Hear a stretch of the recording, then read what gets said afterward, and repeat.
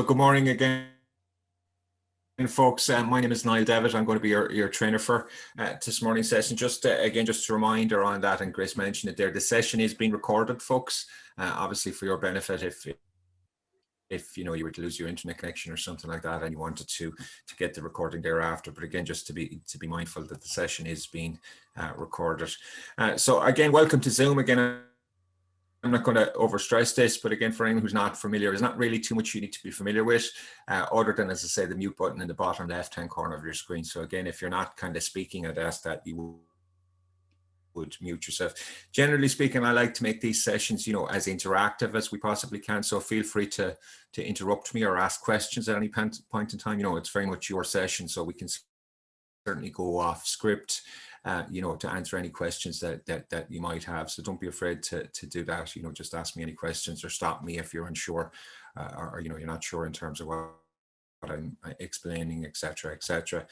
So this is the agenda for this morning's session, folks. It's a 2-hour session approximately. We've a bit to cover, so we'll be moving at pace, and hopefully we get everything covered. So again, I like to start these sessions just by way of a reminder that we live in a digital world, and I suppose the impact that digital is having in all of our lives. I suppose the coronavirus and everything that goes along with that, I suppose, has in many cases accelerated that process. So certainly what we're seeing is that those businesses, I suppose, that you would describe that were digital savvy or indeed had a decent digital infrastructure prior to this situation, it's probably fair to say that they've been impacted less by everything that's happened. And in some cases, I suppose there's been opportunities for those businesses. So again, just to kind of have a think about that. Again, just in terms of digital marketing, I suppose I think it's important just to go back and have a think about what is marketing. So we'll briefly look at what is marketing, the evolution of marketing, with specifically looking at how digital marketing has impacted upon marketing. We're going to look at brand advocates, which in effect is you know, digital word of mouth, and again, why they're very important in the digital arena. We're going to look briefly on market and customer research. And again, I'm a big believer in bringing your customers into your digital strategy. In other words, getting their insights early. You know, and certainly what I would say is, you know, the greatest experts in terms of your business, in any aspect of your business, but certainly in terms of the digital marketing of your business, are your customers. Going to look at what's called unique value proposition. In effect, what that is, that's your differentiator. It explains to your customers or indeed your prospects why they should do business with you ahead of your competition. And again, why that's important from a digital perspective. We're going to briefly touch on what is brand. Again, you know, sometimes certainly with small to medium-sized enterprises or even B2B businesses, sometimes they don't necessarily see brand as something that impacts them or something that's important for them. I disagree with that. So we're going to briefly touch on that and maybe why brand is important to you and your business. Going to look at what's called customer segmentation, which is effectively dividing your customer or your audience into particular segments and then marketing to those segments directly. Now, this is important in terms of your marketing generally, but it's particularly important in terms of your digital marketing.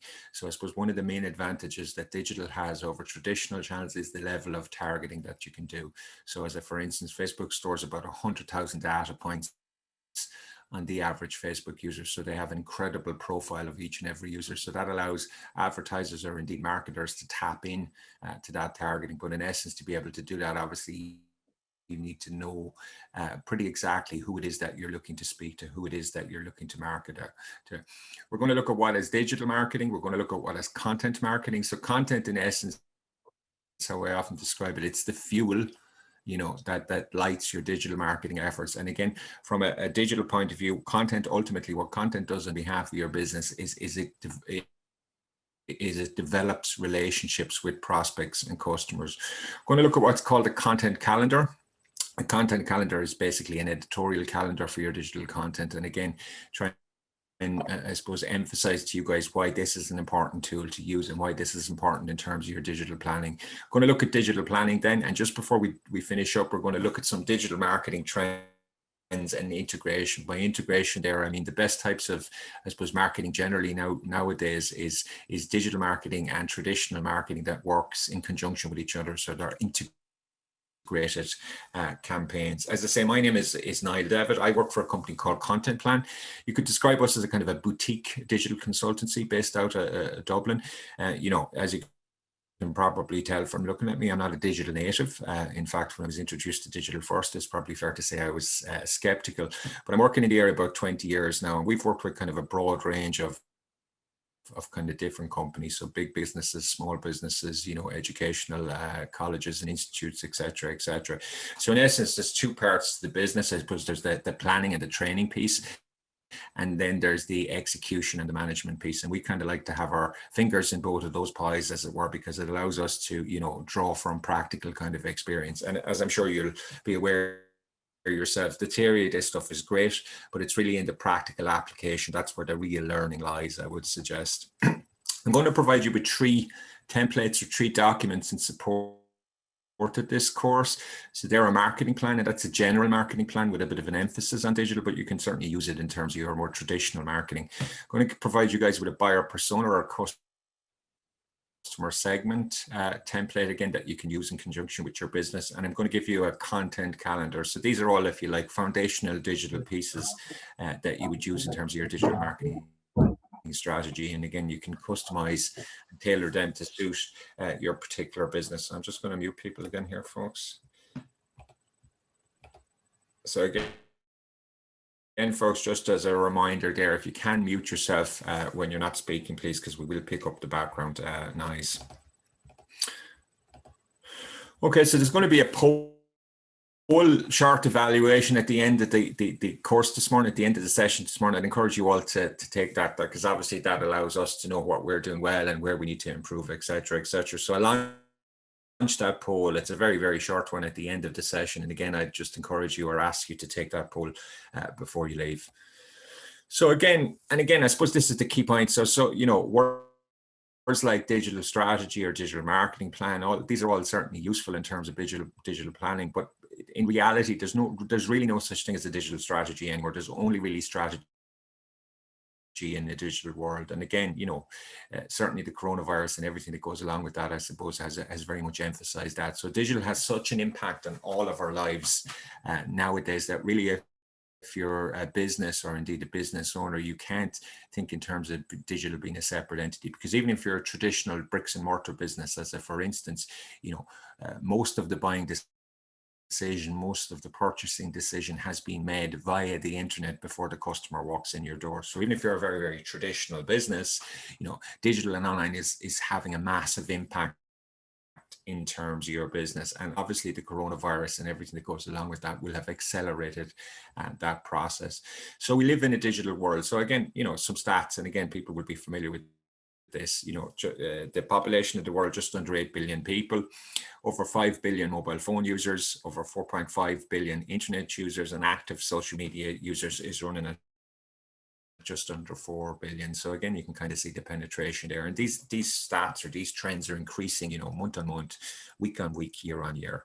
And again, some of this stuff, I suppose, you know, still flabbergasts me, and I even work in this space. So the average internet user now spends, and this is the average internet user, 6 hours and 43 minutes online on day. So we currently spend more than 40% of our waking lives using the internet. And if you consider that, you know, when you sleep maybe for 6 or 7 hours on a good night, you know, that's an absolutely staggering figure. The world's internet users will spend a cumulative 1.25 billion years online in 2020, and more than 1/3 of that time using social media.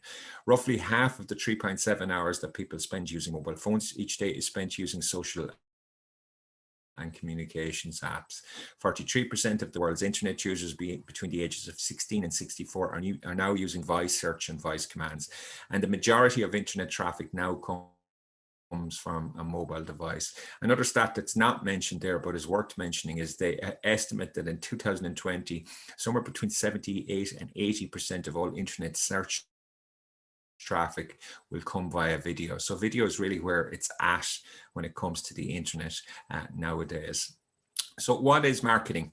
And again, these are a couple of definitions here, and you can get others. I like the one at the bottom there. So marketing is meeting customers' needs profitably. And again, you can get some more there.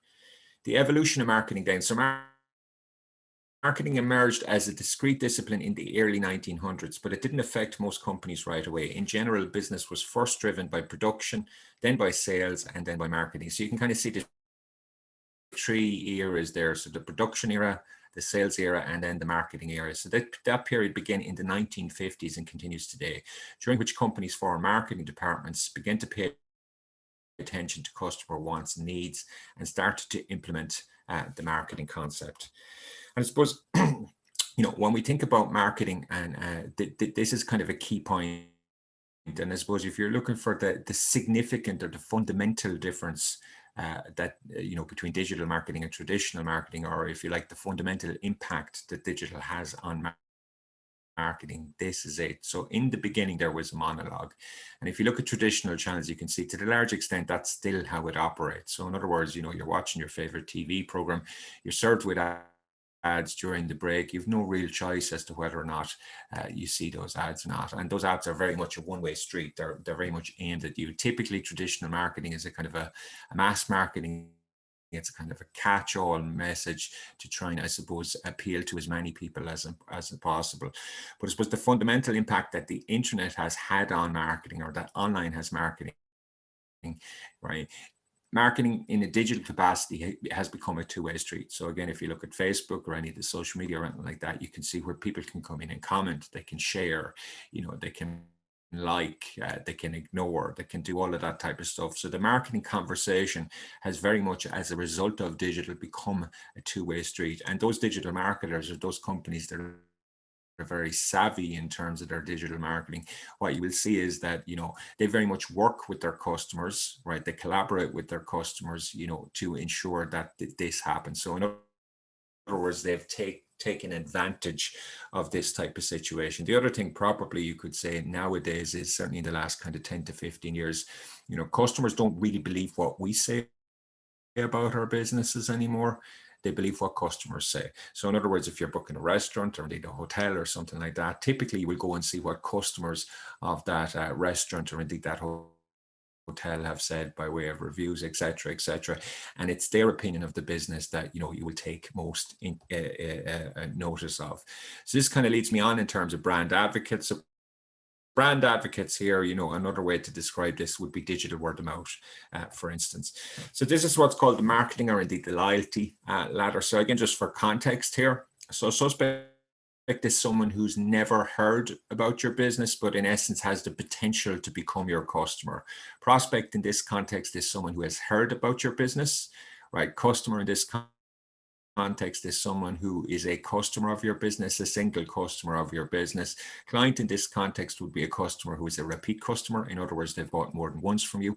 An advocate in this context will be a customer of your business who is prepared to go out and say positive things about your business. And what you can see here is that each brand advocate on average brings in 3 new customers to a business. And again, you don't necessarily need to look too far. You can look in terms of your own personal experience there. So if you've asked someone, how did they source their barbers or something like that, or indeed their hairdressers, more often than not, it will have come from, a recommendation or indeed a referral from a friend or maybe a family member or something like that. So again, in terms of repeat customers, then it costs 3 times as much to attract a new customer than it does to get an existing customer to buy again. It takes at least 30 times more marketing investment to attract a new customer than it does to have a satisfied customer find new customers for you. And in this respect, if you look at the last stat there, it's probably fair to say that many businesses are missing a trick in this respect, because most businesses spend 5% of their marketing budgets on existing customers and 95% trying to attract new ones or new customers. Now, when you consider the preceding, the slide just before there and this slide, what you can say is, spending 95% trying to attract new customers and only 5% on existing customers, not only that is that less productive or less efficient, but it's much more so again, if you go back to that kind of brand advocate slide, if you can work with your customers, if you can collaborate with your customers, if you can encourage your customers to say positive things about you, not only is that going to be a more effective strategy in terms of acquiring new customers, it's going to be much more cost-effective strategy as well in acquiring new customers. So again, what I would say is, if you look at the best of the best digitally, now whether on purpose or by accident, what you'll see is that's where they're at. So in other words, what they do from a digital perspective is very much about working with their customers, right? Getting their customers to say positive and good things about them because they've realized or they've made the realization, right, that that is both the most effective and the most cost-effective strategy in acquiring new customers for the business. And the same rules apply there. So whether you're a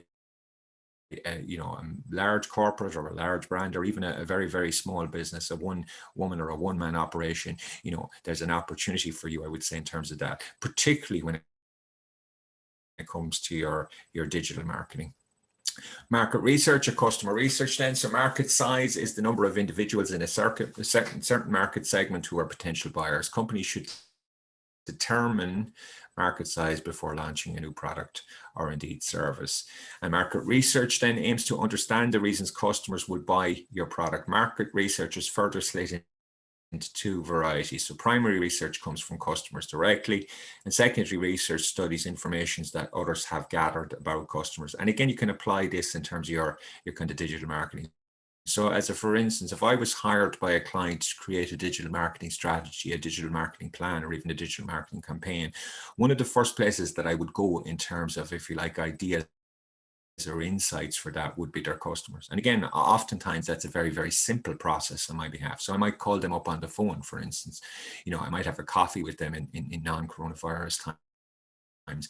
And you'll often get tremendous insight by asking those customers. So I might go and then present that strategy or that digital marketing plan back to the client. And oftentimes they'll compliment me on some of the ideas or indeed the tactics that I'm going to, and I have to be honest enough to admit to them, well, actually, that's not my idea. That's your customer's idea. The only difference here is I took the time to ask those same customers. So what I would say in terms of your digital marketing planning, your digital marketing strategy, getting the very best from your digital marketing efforts, the sooner you can engage your customers, the sooner you can get your customers' insights and that. And it doesn't necessarily have to be very sophisticated. It certainly can be in terms of, surveys and stuff like that. But even just the process of picking up the phone to your customers and having a conversation where you probe them a little bit in terms of your digital marketing efforts, right, that will give you tremendous insight, and it will ensure that you get to a result in terms of your digital marketing kind of quicker, faster, and easier than it would if you didn't do that. Unique value proposition. So your unique value proposition, I suppose you could describe in shorthand as your differentiator between you and your competitors. So in a practical sense, where does this go, for instance? So where this would go would be on the homepage of your website, for instance, because one of the jobs, certainly for the homepage of your website, would be to communicate to your prospective customer very, very quickly, right, why they should do business with you ahead of your competition. And oftentimes, certainly when it's small to medium-sized enterprises, this isn't something necessarily that they've often given a lot of thought, and it's not always something that comes in the first go. Sometimes you've got to persevere with it, as it were. Again, your customers can be a great source of insight in this respect. So devising your unique value proposition, called your unique UVP, or indeed otherwise known as your unique selling proposition, creates a strong foundation for all of your marketing messages. In other words, all roads kind of lead from there. And certainly this is true of your digital marketing, but I would say this is true of your marketing more generally. So if you look at the diagram there on the right hand side, you can see where your unique value proposition sits. So you have what your customers needs and cares about, you have what you do really well as a business, and you have what your competition does really well as a business. You can see it sits there between what your customers needs and cares about, what you do really well, and what your competition doesn't do really well. So in other words, it's a differentiator. It explains, as I say, to your prospective customer in shorthand why they should do business with you, why they should consider becoming your customer ahead of your competition. And oftentimes, when people haven't necessarily thought about this, you might ask them what this is for their business, and they'll often lead, they might describe the features of their product or their products and services and stuff like that. But your unique value proposition is not that. It's a differentiator, as I say. Okay, so again, I'm sure some people will have given this some thought, and it will kind of roll off the tongue, as it were, but maybe not for everyone. So what I'd like us to do is to take maybe 5 or 10 minutes out here just in our own time and see if we can describe or think about describing our unique value proposition. So can you describe your unique value proposition? What might it be, for instance? So again, it's kind of 2 or 3 lines that you would describe if you were asked the question from your customer, why do business with you ahead of the competition? And then if you have the time, have a think about how you might communicate that using online or digital channels. So I've given you a kind of a hint or a heads up there. So one of the first places it would go, for instance, is on the home page of your website. So when someone comes onto your website, that they would see very, very quickly, you know, what your USP is, why they should consider becoming your customer. Because obviously, you know, one of the jobs for your website, I suppose, in a sense, is to hold their attention, to make that first impression from a digital perspective. So before we do that exercise, folks, or before we take those 5 or 10 minutes out, can I just check in with people to make sure you understand what I'm asking you to do there? Or is there anyone that has any queries or questions in relation to that? Is there anyone that's unsure? Okay, I'll take that as a okay. We see something come through the chat here, so I'll check in. Okay, thanks, Karen. Okay, folks, so I'm gonna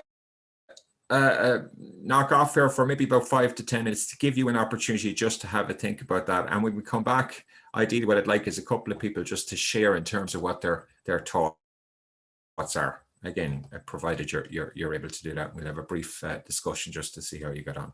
So let's take 5 or 10 minutes out just to do this exercise then.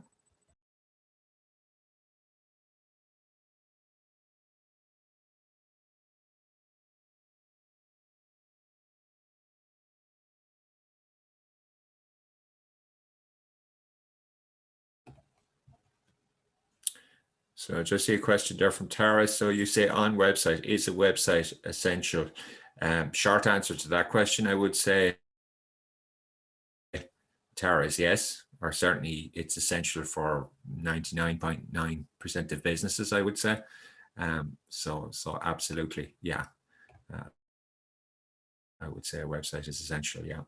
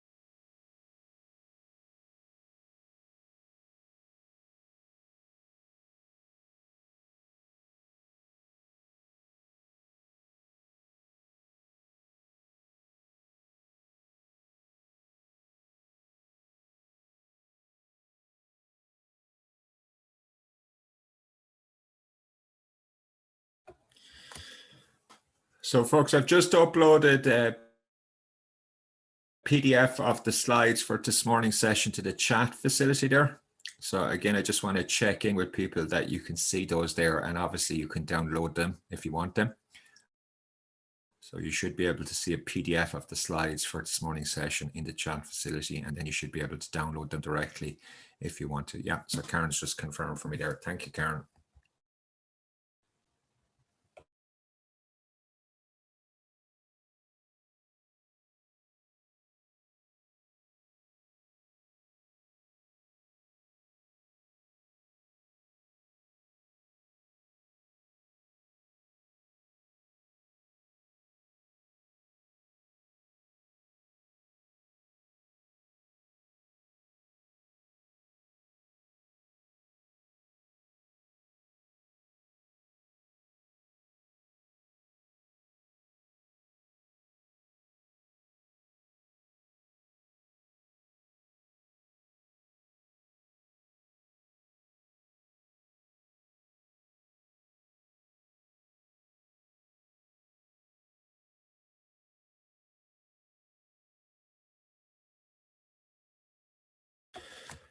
So folks, again, and sorry to interrupt you in the middle.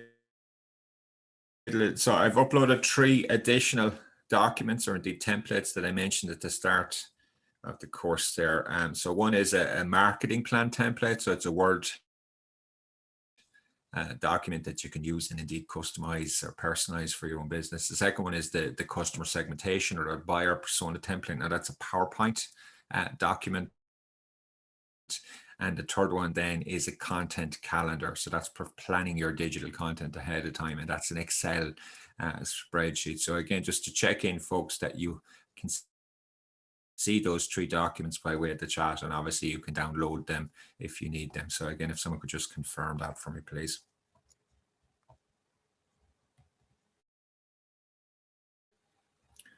Can you see? You got them. Okay. Yeah. So those documents will make a little bit more sense as we move through the session, but for the time being, just so that you have them out there. So again, what I would describe is these are 3, if you like, foundational pieces in terms of your digital marketing. And again, the analogy here is the house. If you don't put the foundations in place, you know, you won't be able to build a house, or indeed the house will fall down. And certainly when I deal with clients and they're not getting, if you like, what they want from their digital marketing efforts, I would say, you know, 9 times out of 10, 99 times out of 100, it's because they've missed the foundational pieces. That, you know, they're missing foundational pieces, and ultimately then that's why they're not necessarily getting what they would like to. So this isn't necessarily something you can skip over. It does take a little bit of time, but again, it's definitely worth doing, and it actually will save you time in the longer term, because certainly one of the challenges with digital is it can suck up your time. It's very easy to waste your time on digital. Okay, folks, so just checking in with, and again, I'd like a guinea pig or a volunteer. So again, just in terms of unique value proposition then for anyone on the session, would someone just like to share with us what they think that the unique value proposition or unique selling proposition might be for their particular business? Who'd like to go, folks? And I can pick on someone, but I'd prefer not. I'll do it now. Karen, thank you very much, Karen. You're a star. Well, I don't know, because I'm not really sure what my unique selling point is. I think it's my mouth. Okay, well that's fine. That's absolutely fine. I have a weight loss company, Slimmer Us, and so what I think my unique selling, whatever you called it, is I'm a nurse. I'm a registered nurse, and so therefore, you know, I follow a code of ethics, and so my clients' info, their information, it's entirely confidential, and I do individual online Zoom conferences each month with each client, and outside of the COVID, then once it's over, I have private in-house consultations. And I think, you know, it's my experience as a nurse and my years of practice as a nurse that is most valuable, you know, in my line of work, you know. So that's what I think is my unique.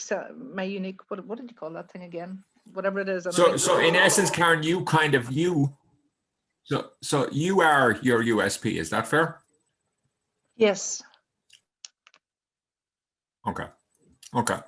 Yeah, and that's fine. So what I would suggest, and you're probably at the start there, and certainly I think you're probably heading in the right direction, as it were. So what you've got to think about, not necessarily today or on this session, but what you've got to think about over time is how would you communicate that in shorthand to the customer, right? So in other words, you've given a wonderful, I suppose, explanation or indeed an answer there, you know, in terms of you know, what's your differentiator or what makes your offering special versus that of your competitors. And obviously, if we're in a discussion about that, obviously you'll have an opportunity to kind of explain all of that. But as a, for instance, you know, someone lands on the homepage of your website, right? You know, how is the homepage of your website in essence going to capture their attention and communicate that in shorthand or quickly? Now that could be via text, it could be 2 or 3 lines as a for instance, or indeed it could be visually in some way, you know. So in essence, that's the process there, and it does take some time, right? It does take some time, but really your USP, if you talk about it in terms of you know, words or text. Kind of should be 2 to 3 lines at most. You know, so it's a kind of an elevator pitch, you could describe it as well. And again, as I say, it takes some time to get to there necessarily, but you're certainly on the right track. So more often than not, people can describe their differentiator in a conversational sense, just as you have, which is fantastic. Yeah.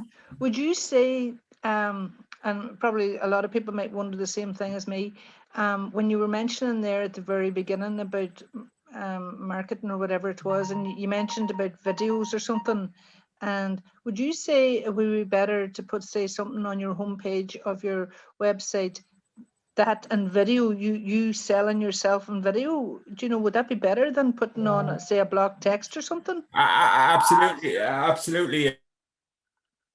Again, it would often be nowadays. Now, again, there would be that there's issues that there's just trade-offs in terms of stuff like load times and so on. Is your website.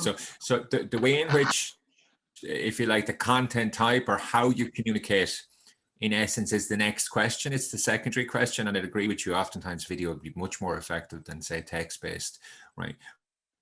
But the first, if you like, the first box that you have to take, certainly when it comes to your unique value proposition, is what is it? And oftentimes you have to, I suppose, define and refine it, and sometimes that takes time. How you communicate it then, you say on the homepage of your website, for instance, you know, oftentimes certainly video or some type of visual representation of it will be more effective than kind of text-based and so on and so forth. So yes, generally when we talk about the internet nowadays, we're talking in terms of video generally, you know, and that's where that's going. Okay, so Sonia, you asked me a question there. Could I challenge my UVP next? By challenge, I'm not sure I understand what you mean there. Just to share it and share it. Okay. Yeah, so if you want to do that quickly, Sonia, just give me a little bit about your business and then what your unique selling proposition or unique value proposition. It is still in progress of development. Okay. It's a double-side marketplace for services. Okay, it's an online marketplace, is it? Yes. Okay. The name is opti.ie. And I think the unique value proposition should be something like we instantly connect people seeking for services with reliable local providers. Okay, and the consumer is your customer, is it? Or is the consumer and business your customer? It is peer-to-peer. The idea is local providers to be mostly, it's a customer-to-customer services. Okay, it's a customer-to-customer. Yeah. Yeah, I think it sounds to me, I'd have to know a little bit more, but in terms of initial kind of first impressions and what you've described, it certainly sounds to me like you're very much on the right track there. Yeah, for sure. Okay. Would be my kind of initial impression of what you described there. Okay, so again, so what I would say, I suppose what I would say to people is, and again, look, I've been there and done it. It sometimes requires a little bit of perseverance to get it right, but I'd say when you get it right, it can make a big difference to your marketing generally, not just your digital marketing. So it's worth the perseverance. And what I've seen, ironically, is I've seen with clients that I've worked with, they have an idea what their UVP is, right? So they'll and then you'll go and talk to their customers, and their customers will give you, if you like, a differing answer, and that's very interesting to see happen. So again, your customers can be a great source of information in that respect. Okay, I'm going to keep going, folks, because I am conscious of the timelines, and there is a little bit we want to cover here, and we will obviously want to give people a little break in terms of having a coffee and stuff like that, because it's hard to do hours on Zoom, to be fair. So brand, so again, you'll get some sophisticated, I suppose you would say, definitions of what brand is out there, and by all means go look them up. I suppose from my point of view, I like this kind of simple one here. So your brand is what your prospects and your customers feel when they hear your name. And a kind of key word there is feel. Now you could say think about, but feel. So brand oftentimes is an emotive, or it seeks to generate an emotive kind of quality in people. So again, if you look at some of the best branders in the world, and necessarily, I'm not, I'm saying I'm not pro these companies necessarily, but you look at a Coca-Cola, for instance, Coca-Cola doesn't really market its product. What it markets is an emotion, in their context, happiness. But there's an element, and I suppose one of the reasons why I say that here is, oftentimes from the perspective of a small business, we're inclined to think in terms of logo or corporate identity or advertising and marketing and so on. But in actual fact, these are not brand, right? They can, however, be used to convey, and they should be used to convey your brand, right? So brand is confidence, passion, belonging, action, security, a set of unique values, etc., etc. So brand is very, I suppose, unique to the particular business. Now, one thing when it comes to your brand, and again, something to have a think about, in essence, there's fundamentally two groups of people, or indeed stakeholders, involved in your branding. So one group of stakeholders would be your prospects, i.e. people with the potential to become your customers. And oftentimes when it comes to your branding and your marketing, they can tend to be your focus. They'll have a perception of you, an idea of you, good, bad, or indifferent. Second group of people that are involved, and oftentimes, particularly from small to medium-sized enterprises, forgotten when it comes to your branding, are your customers. Now, the difference between your customers and your prospects is your customers have what's called a customer experience of you, right? So if you think about it, if your customers have had, by and large, a positive customer experience, you can then use that customer experience, right, to manage the perception of your prospects in a positive way, right? And your prospects will listen to your customers in terms of their customer experience. So again, it goes back to that kind of earlier slide. If you're smart in terms of how you do your digital marketing, right? If you collaborate with your customers, if you communicate with your customers, if you work with your customers, right, they will help you to manage the perceptions of your prospects so that ultimately they also become your customers. Right. So again, just something to kind of think about, and it's something that I'll reinforce, I suppose, for you, because it is definitely, in terms of digital marketing, it is one of the most efficient and effective digital marketing strategies you can have. Customer segmentation then. So market segmentation is the process of dividing a market of potential customers into groups or segments based on different characteristics. So the purpose of segmentation is that you're able to introduce a more tailored message that will be received successfully. So why segment? Focus for marketing strategies and positioning, evaluate opportunities and competitor positions, identify and allocate your resources, fine-tune your marketing programs. And I suppose the last point there is really the fundamental or most important. It allows you to personalize your marketing messaging. Now, if you think of digital channels, so if you think of Facebook, for instance, and you go onto your Facebook, you can see, there's, in some cases, thousands, if not tens of thousands of pieces of information competing for, your eyeballs and your attention on there. So it's a very, very competitive place. So if you personalize, or indeed you segment your audience, that allows you to deliver more personalized information to that particular group. So in other words, you have a much better chance, right, of grabbing their attention. Not only that, when it comes to targeting, as I mentioned, so if you look at Facebook, as I say, for instance, 100,000 data points, it gives you a much better opportunity to use that data, on Facebook. So really, if you really know who you're looking to speak to on Facebook, right? If you really know who you're looking to target, you can target those types of individuals exclusively, right? And you're not wasting your marketing messaging, or you're not wasting your marketing budgets on that kind of mass marketing approach. So it's more effective, and it's certainly more cost effective. And certainly if you look at any of the digital marketing channels, Facebook, Google, Instagram, whatever, what you will see is, if you do your segmentation or your customer persona as well, there's huge opportunities to tap in there. So types of market segmentation, and again, this very much depends on the particular business. I wouldn't get too hung up on this just about yet. So buyer or customer personas, then you could describe these as a kind of an evolution of your customer segmentation. And really what these are, they're semi-fictional representations of your ideal customers. So they're very useful with all your marketing activities, but especially with your digital marketing. So in other words, you take a segment that you're interested in, right, and you create a semi-fictional character or representation of that particular segment. So you can see a kind of a simple example here with Rachel, the stay-at-home mom, right? And what this allows us to do is humanize our marketing. So in other words, we're marketing to an individual or a person as opposed to a group. But again, you know, that can take some time to get to there. Now, again, I've provided you guys with a template in terms of your segments or in terms of your customer personas. But again, what I would say in terms of your segmentation, this kind of allows you to tap in to the opportunities that exist from a digital marketing perspective.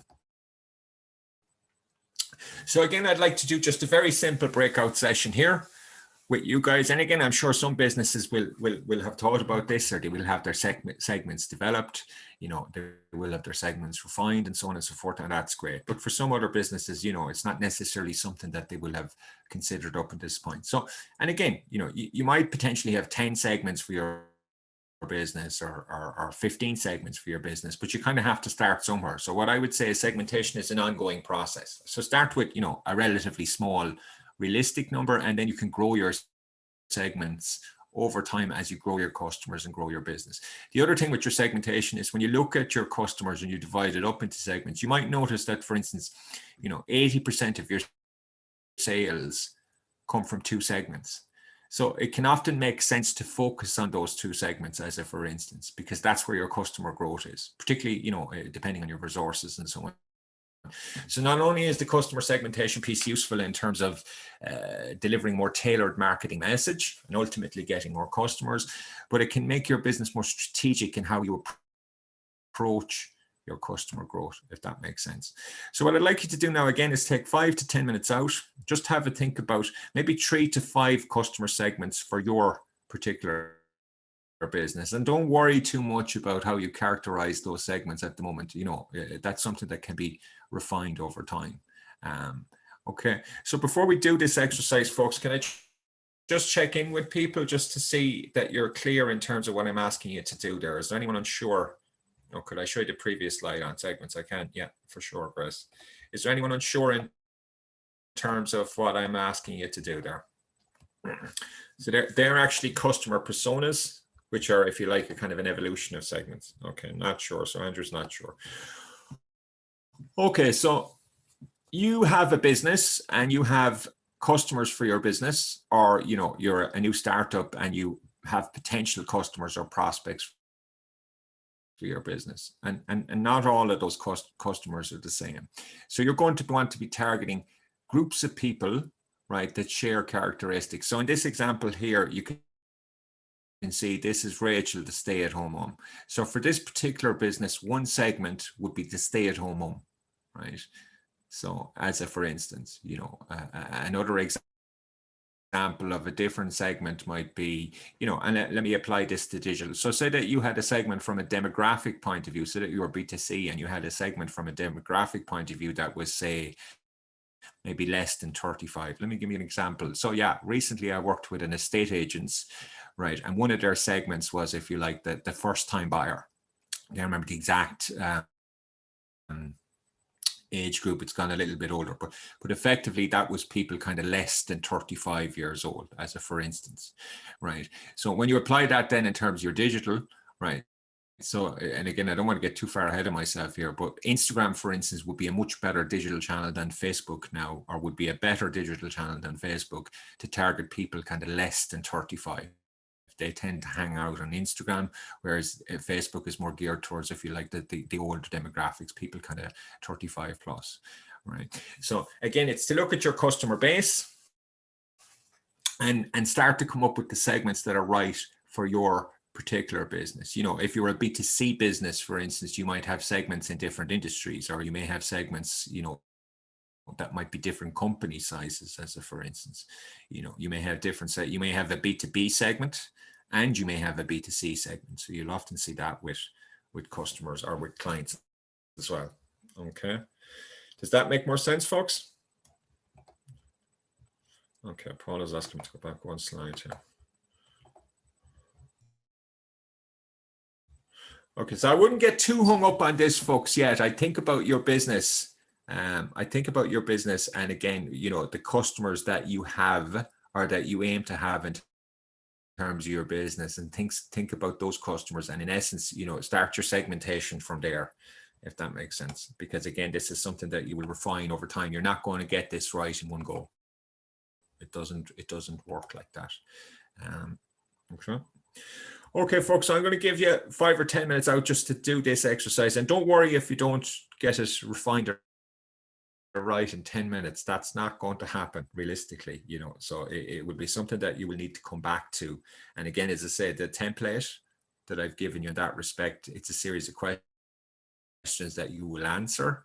And again, that certainly will help you to refine your segments if you use that particular document or that particular template. But just for now, I just want you to introduce you to the concept, and I want you to start to think about it. Okay, so I'll give you 5 or 10 minutes. And again, we'll take an example when we come back, folks, and we'll just chat through with that individual then just to see what they've thought.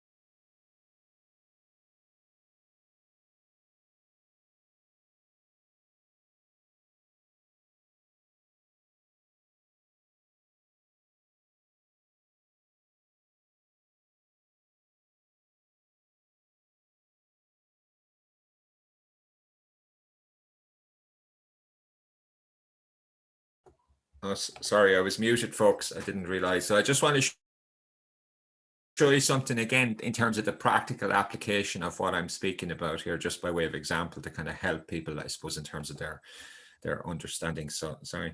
So I'm going to show you a tool from Facebook. And this is called the Facebook Audience Insights tool. So you can see my screen there, folks. Yeah. People see that? Someone can just let me know that you can see my screen. Yeah. Set to Google at the moment. Yeah. Okay. So you see here, I put in Facebook Audience Insights. And you see this tool that comes up here. Now you have to have a Facebook page for your business to access this tool. But again, hopefully I'll be able to demonstrate how segmentation or customer personas work from a digital perspective and why they're valuable from a digital perspective. So if I click into this tool here, hopefully it'll load up, and I go to Audience Insights. So for anyone who uses Facebook and has a Facebook page, you'll be able to access this tool. So you can see I have two options here. Everyone on Facebook or people connected to your page. So for the purposes of this example, I'm just going to use everyone on Facebook.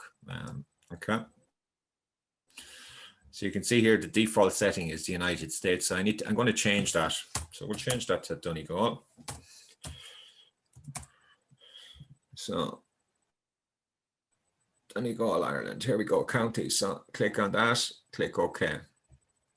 So what this is telling me is that there are between 90 and 100,000 people, or indeed users in Donegal, who are Facebook users. And you can see here in terms of the division of, so 55% of these are women and 45% are men. And you can see here in terms of the various age demographics.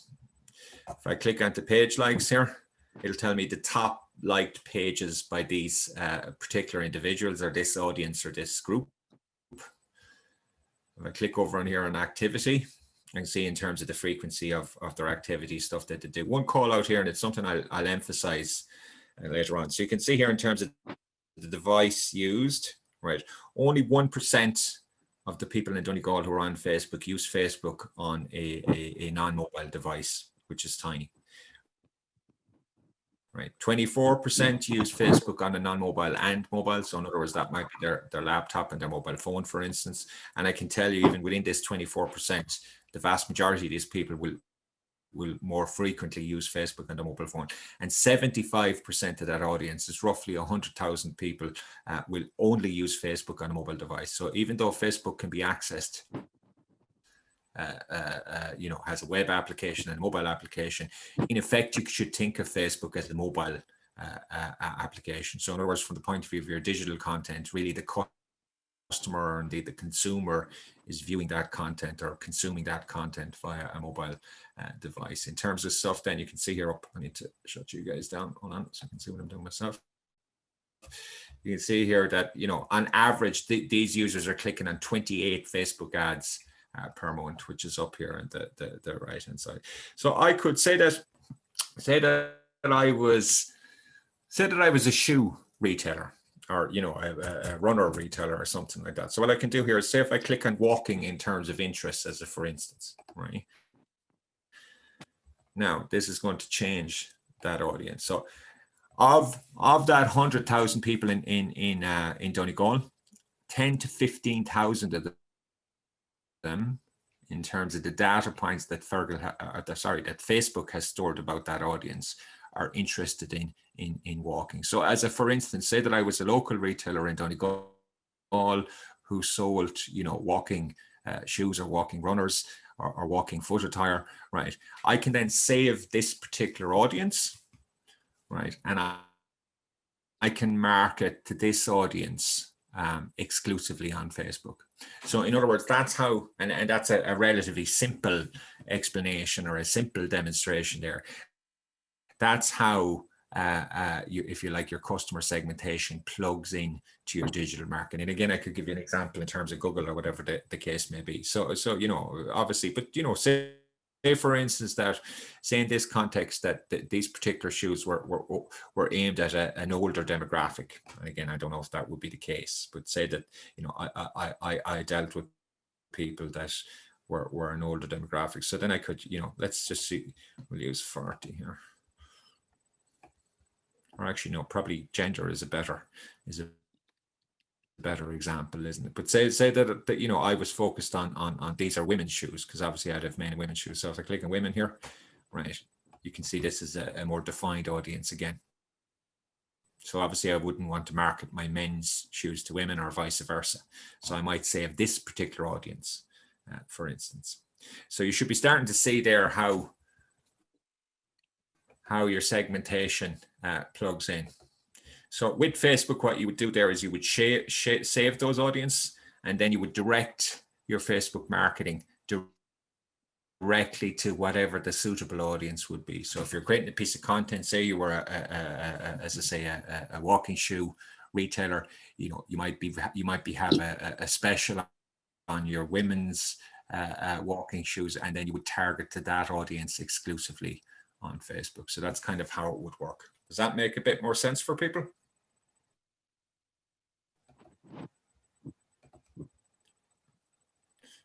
So if you just go to Google and put in Facebook audience manager or Facebook, is this audience manager? If you just go to Google, I just do it here again, make sure I have it right. So if you just go to Google and put in Facebook audience insights, it will come up there for you. I don't have the, I'm just going to share the URL actually. Hold on.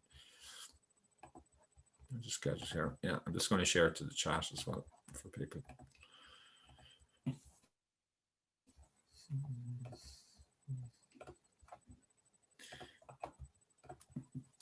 So that's it there, share to the chat, folks. Okay.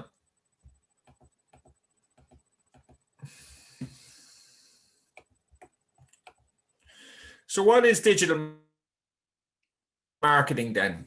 So again, I suppose this is very much, you know, it's everything gone before there in a sense was a kind of a precursor to get us to here. But nonetheless, I often see that these courses they start with the digital marketing piece, and they kind of don't give you the kind of background and the differences between digital and certainly traditional marketing. Again, if your exposure or experiences in traditional channels, you know, might necessarily be something that you're aware of. So I do think it's always useful to give the background and the differences and how digital is different to traditional channels, and you know, that type of stuff, because I think it arms you better in terms of your digital marketing more generally. So digital marketing, again, you can see a kind of a textbook definition there at the top.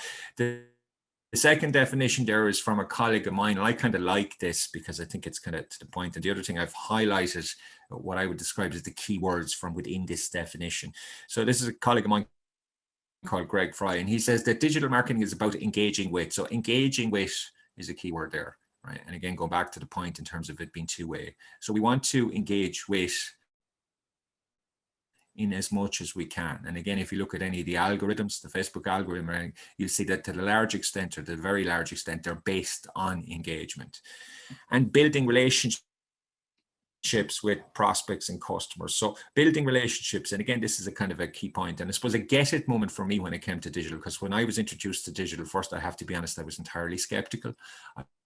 I was a B2B person at that point. You know, I sold consultancy and that type of stuff. I didn't really see that there was a tremendous value 25 years ago for digital.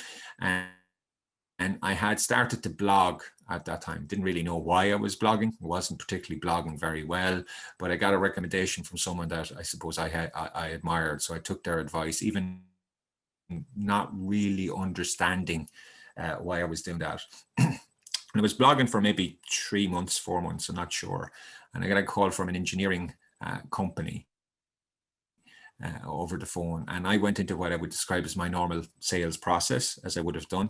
And the gentleman on the other end of the phone stopped me. And he said, I've been reading your blog, or we've been reading your blog for the last number of months, and we want to do business with me. In other words, you don't need to sell me. Right. And that was, I think, certainly in my life, the first time the penny dropped in terms of digital for me, because here was a situation where I was interacting with someone who I'd never met before, but they had an impression of me through my digital content. In this case, it was a good impression. And if you like, 70 to 80 to 85% of the buying journey, or indeed the sale process, had been done, and my content was what had achieved that on my behalf. So in essence, if you like, the penny dropped, or the penny started to drop when it came to digital for me. So again, it's very much about building relationships. So your digital content or your digital channels build relationships with your prospective customers, right? And again, that's something to think about. Through marketing, communications, content, and online advertising. Online advertising is another kind of key point. So because the digital channels, the various social media, et cetera, you know, have become as established and evolved as they have now, right? It's very difficult, not impossible, but it's difficult to get a return on investment without spending some money on their advertising options. So Facebook, for instance, is effectively pay for play nowadays. In other words, if you're not spending money on Facebook ads, it's very, very, very difficult to get a return on investment for Facebook. Instagram, because it's a little bit younger, you know, still has opportunities in terms of organic reach, or perhaps if you were to look at something like TikTok, for instance, you know, there's plenty of opportunity in terms of organic reach because they're very focused on getting content out there and getting new users, whereas the other social media are more established. And key point here is using the digital devices consumers currently use. So when we talk in terms of digital nowadays, we talk in terms of mobile. So I gave you the example in terms of Facebook there, but if you look at Instagram, for instance, you know, 100% of users of Instagram use Instagram on a mobile device because it's a mobile application.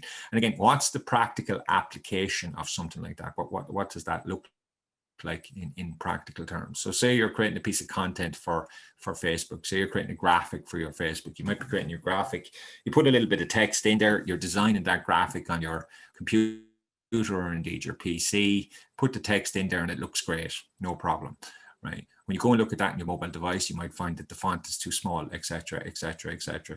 So a very simple check that all of us can do, and it's a very, very useful check, right, is to step into what I would describe as the virtual shoes of your customer. So anytime you create any type of content via your website or via your digital channel, get on your mobile phone and consume that content from the perspective of your customer, right? You know, so as simple as go onto your website using your mobile phone, play the part of the customer using your mobile phone, see how easy your website is to navigate. You know, see what the user experience is like from the point of view of the mobile phone user. These are all things, very, very simple check that we can do, but again, makes a lot of sense to do it. And again, as I say, you know, if we typically do stuff on our laptops or our computers, you know, we will miss out on certain things as a result of not doing that. Evolution of digital marketing then, so you can see it's a fast-moving, fast-paced environment. I suppose of recent times, you know, people would be familiar with the growth of a platform called TikTok, you know, which is kind of the newest kid in the block, as it were. I don't ever get too hung up on the digital channels. You know, I suppose the biggest question for me, from my point of view, always is from the point of view of the business is, well, where are your customers? You know, so if your customers are on TikTok, be on TikTok. If your customers are on Instagram, be on Instagram. If your customers are on Facebook, be on Facebook. If your customers are on LinkedIn, be on LinkedIn. Another point is you don't necessarily need to be everywhere. And you probably shouldn't be everywhere. So less is more. So I suppose the first question you need to ask yourself is, where are my customers? And if you don't know the answer to that, you need to ask those same customers, because not all of the social media are created equal. So for instance, if you know, people 35 and less are most important to you, and you do all of your marketing on Facebook, you know, you're going to be limited in terms of your efforts, because obviously those people nowadays are on Instagram, they're on Snapchat, they're on TikTok. You know, if you're B2B, for instance, and you're not using LinkedIn, well, again, you're missing a trick there, because B2B, certainly in terms of larger businesses, LinkedIn is where you need to focus your efforts. So not all of the social media are created equal, not all the digital channels are created equal. So you've got to know, if you like, the differences between them, and you've got to know where your customers are. So what is digital marketing? So the main difference are the mediums through which the audience encounters the communication. So Google, Facebook, Instagram, etc., etc. A couple of other observations in terms of digital then. Digital marketing is increasing. By that I mean it's replacing traditional channels. So companies are investing more of their marketing spend, budgets, efforts, all of that type of stuff on digital channels. And they're not doing that for the goodness of their health, right? They're doing that because that's where they're getting more return on investment nowadays. Sorry, this chat coming through here, so I need to check what this is.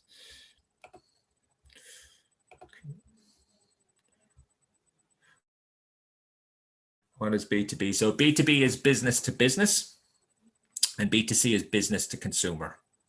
Just there. Do you have any advice relating to LinkedIn? I probably do. And what I might do is I can share that, folks, at the end of the session. But again, just to because I am conscious of trying to cover the ground within the time frame. So what I'll do, folks, is at the end of the session, I'll hang around for people that have any specific questions. So just if you have any specific questions, I'll happily hang around and try and answer them best I can. There we go here.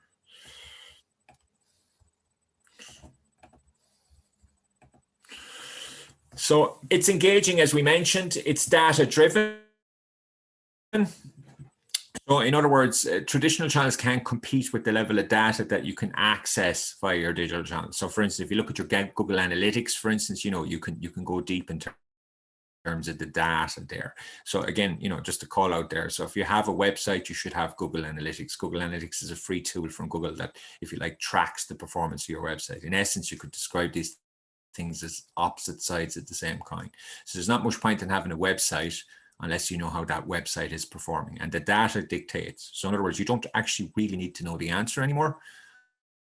Because the data will tell you. The data will tell you where the website is performing. The data will tell you where the website is failing. The data will tell you, what you need to do more of. The data will tell you what you need to do less of.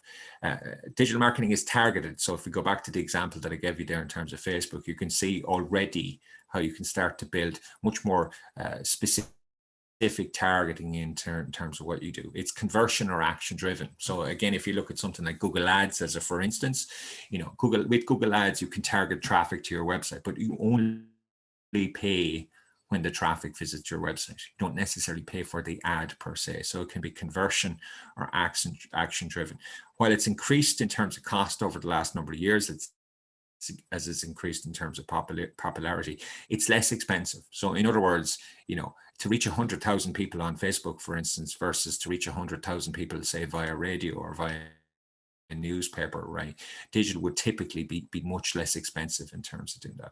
It's testable, and we call this in the business A/B testing. So in other words, you can test everything as you go along. So, for instance, say you're an online retailer, so you might want to, I suppose, encourage customers to purchase from you, and you might say, well, I'll give people a 10% discount. That might be one way I might encourage them, or alternatively, I might offer free shipping. Now, both of those could be the same cost to the business, but they could have different impacts in terms of the customer. So what you would do is you would test those. So in one example, you would test a 10% discount, and in the second example, you would test free shipping. And depending on the performance, i.e. depending on the data, well, then you would decide upon one over the other. And typically savvy digital marketers are all the time testing. They're testing lots of different elements. So, they might test whether video would outperform in terms of a graphic. They might test one call to action versus a different call to action. And again, what I would say, nowadays, certainly it's about incremental improvement rather than kind of big wins. That's not to say that you won't. But basically what you're trying to get is small improvements over a longer period of time, if you like, that add up to big improvements over a long period. So 12 months, etc., etc. And it's permission rather than interruption based. So in other words, as I say in the example, your favorite TV program, you've no choice as to whether or not you see those ads during the break. Whereas obviously, you're on something like YouTube, as a for instance, and you're showing an ad, you can shut that ad down if you don't want to watch it, as a for instance. Types of digital marketing. And again, this is, a kind of a simple enough kind of list here. And again, it's a wide field. And what I would say is you don't need to know everything. You shouldn't try to know everything. You really only need to know what applies to your business and your customers. So what's important to your business and your customers, and know that well. Don't need to necessarily know anything else. And even from within the various channels themselves, if you look at Facebook as a for instance, or something like that, they'll have lots and features of functionality. It'd be very difficult to know it all, but not every element or not every feature and functionality within Facebook will necessarily be important to your business and your customers. So again, even within the channels themselves, you only need to focus on and prioritize those things that I suppose are going to generate the most return for your business. Spending, so you can see kind of increasing year on year, and that trend is increasing. And again, you can see that the traditional advertising options are kind of struggling to keep pace with digital. And this isn't necessarily all good either, for sure. There are negatives. Social media platforms and channels. So again, some of this you'll be familiar with, but again, there's actually opportunities in here. So Facebook obviously is the daddy and the mammy of digital. It's by far and away the most popular social media platform. It's primarily a B2C platform. It can be used in terms of B2B, but more around smaller businesses, I would say, whereas LinkedIn is more in terms of the larger businesses. Probably a couple of call outs. So when you talk in terms of Facebook now, you're talking kind of, again, not exclusively, but as a general rule of thumb, you're talking plus 35, and actually 40% of Facebook users now are in the plus 65 age bracket. So while its user growth has kind of stalled in general terms, it's still continuing to grow, if you like, in those older demographics. So kind of 65 to 75, 75 to 85, and so on and so forth. YouTube is the second largest social media, and it's also the second largest search engine after Google. It's owned by Google, and again tends to be a low-hanging fruit in terms of businesses. So if you look at Irish businesses, you know, I would say, and again I'm approximating, 80% of them don't have a YouTube channel. When you consider that it's the second largest social media and the second largest search engine, you know, that's interesting, at least to kind of see. Again, another low-hanging fruit is WhatsApp. So WhatsApp, owned by Facebook, is a messaging app. And again, just to qualify the opportunity there, so more Irish people now have and use WhatsApp than use a personal email.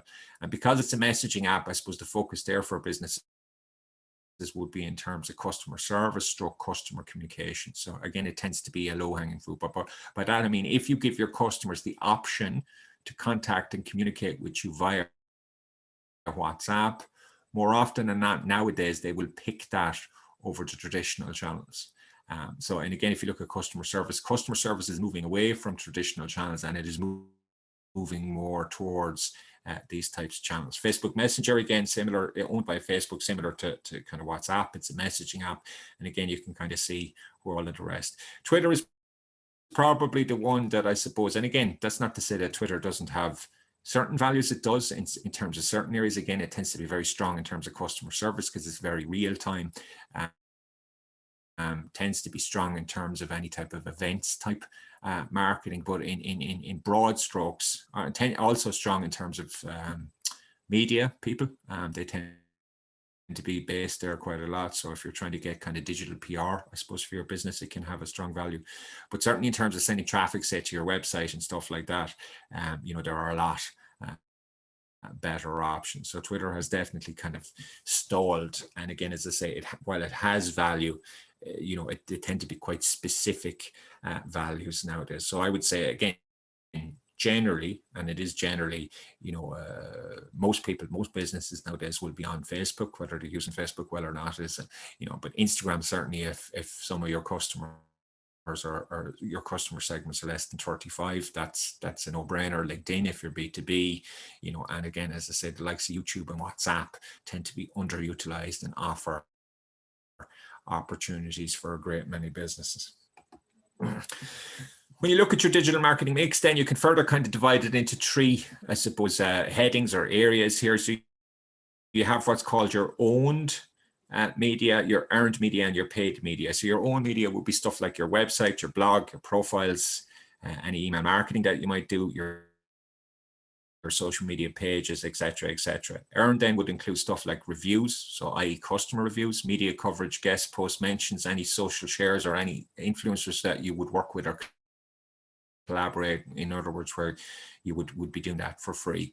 And then paid for media would include any paid for stuff that you do. So Google pay-per-click or Google Ads, which we mentioned.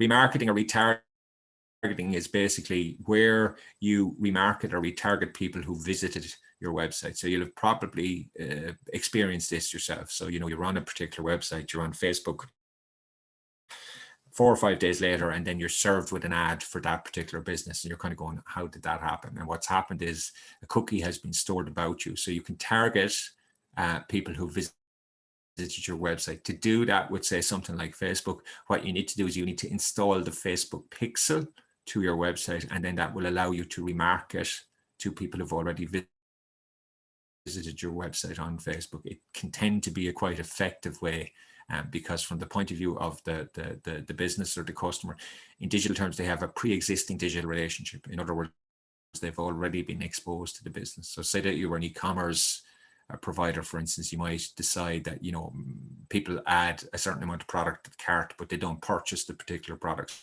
So you might choose to serve those people with an ad on Facebook and offer them a discount or something like that to incentivize them to purchase. Okay, so before you start, folks, and again, I'm just going to check the chat here. be easier for me, folks, for people who can, if you can just speak out, because I do just have to stop here just to try and figure out what's going on by way of the chat. Okay.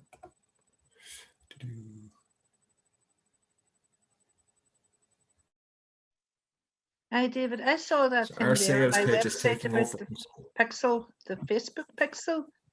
I didn't know Yeah. how to install that either. I don't know how to do that. I've seen it on the, the ads management, whatever you call it, on the Facebook. And then when Yeah, I go into the back end of my own website, I see what's something about pixels, but I don't know. I don't know if I've got it. what's your up or website not. built on? Huh? What? What's your? Do you know what your website is built on? What do you mean? Karen, Do you know what your I website think is built on? Karen, you probably best. It was Aidan did your website, wasn't it, Aidan Spence? Aye. Yeah, I think it would be really easy for Aidan to do that for you, so you should just ask him to do it. Thanks, Chris. David, or Yeah, Niall, sorry, Niall. I've got a black laptop and a white car, and you're asking me what is my website built on? I don't know. Okay, but the reason I asked the question is WordPress, does so that mean if your anything website to is you? built on, yeah, so if your website is built on any of the main content management platforms, so the likes of WordPress, Shopify, etc. In other words, if it's not a kind of a custom built website, which for most businesses on this call, I'm sure it's not, right? Basically, they will integrate easily with Facebook and Instagram for that matter. So again, it's I would say it's relatively, but you may just want to reach out to your web developer or your web designer and have them do that for you. So in other words, all to install the Facebook pixel to your website, it's literally a little bit of code that they install on your website. And if you're using something like WordPress, it's a very easy thing for them to do. In fact, it probably would be quite easy for yourself. But again, as I say, that's obviously dependent on the individual. The other thing that you want to do for anyone who's an online retailer, so you can also create a product catalog or indeed a Facebook shop on Facebook. So again, if you're using any of the main content management platforms, i.e. WordPress, i.e. Shopify, that's an easy thing to do. And again, I would encourage you to do that. The reason I would encourage you to do that is not necessarily that an online shop on the likes of Facebook will sell a lot of product or sales, but it opens up Facebook's and Instagram's shopping features to you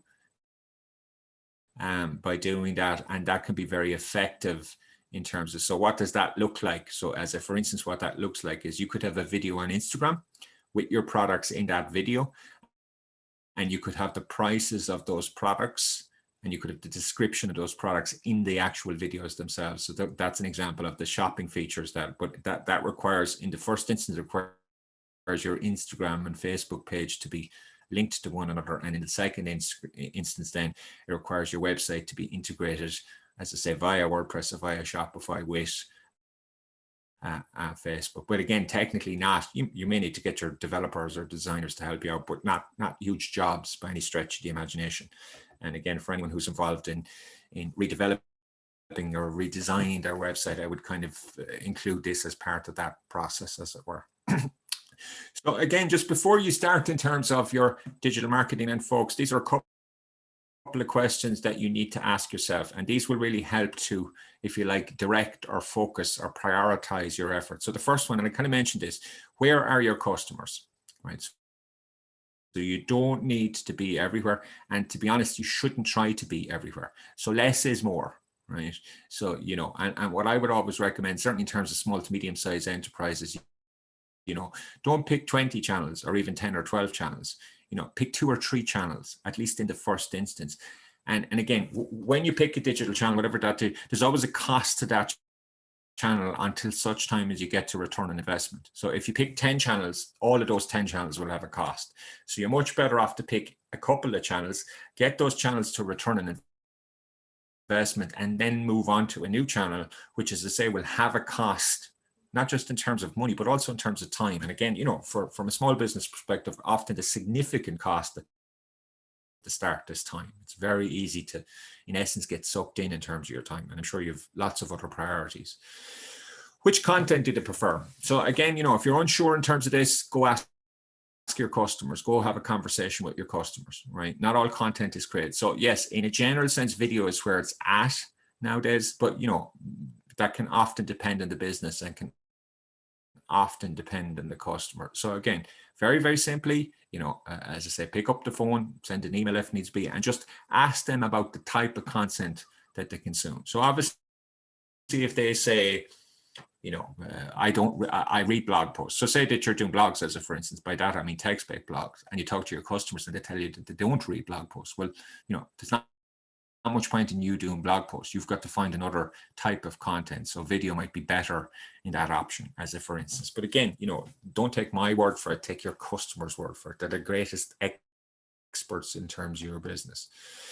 Focus on quality over quantity. So what I mean by that is there's only so many hours in the day, you know, so put your best foot forward in that respect. And again, if you look at the best of the best digitally, what you'll notice is over the last, certainly because it's become more competitive, they post less frequently, but typically it's a higher quality of content.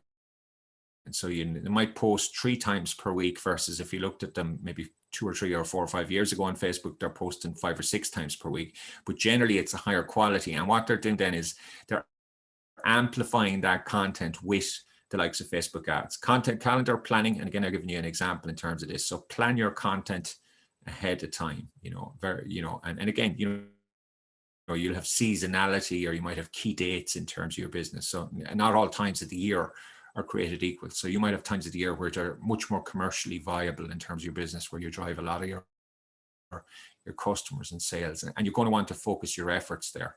You know, you might want to plan a piece of content for, you know, Valentine's, as a for instance, if Valentine's is a commercially advantageous. So you might want to plan that content well ahead of time, as a for instance. So again, that this tends to be unique to each and every business. Obviously, Christmas for certainly a lot of B2C businesses would have been a big one recently.